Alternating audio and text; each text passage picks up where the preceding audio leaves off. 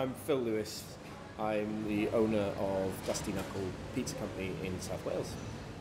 As lockdowns are slowly eased, people like Phil are looking at how they'll operate post-pandemic. We had lots of anxieties, like everyone across the world.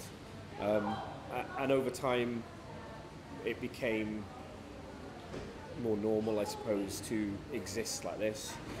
Part of this new normal could be a rise in eating outdoors, where the virus spreads less easily. Since lockdown was eased, the Cardiff Council opened an outdoor seating area on Castle Street, the main street going through the city centre.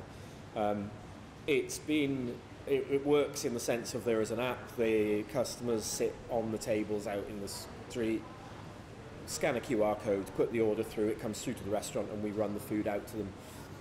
It's been a lifeline for us in the city centre. Without that outdoor dining supplied by the council, we probably wouldn't be open. So it has offered support to businesses which have limited outdoor seating. But on the day we went to visit, the picture was slightly different.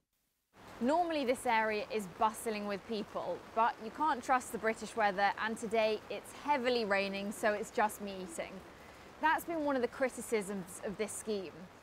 When the weather's bad, it remains largely unused, but the main road that the development is on is also closed, causing traffic elsewhere.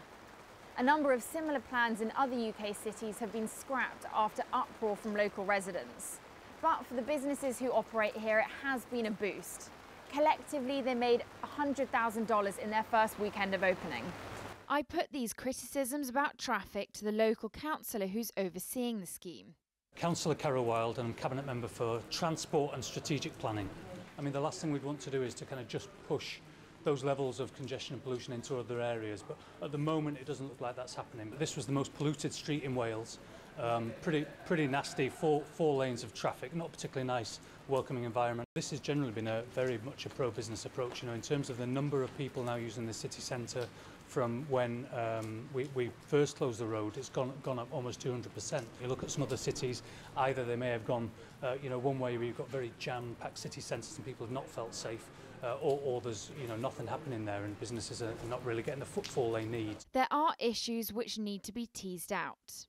But this street could serve as a blueprint for how cities could be redeveloped to be greener, easier to live in and better to work in post-pandemic.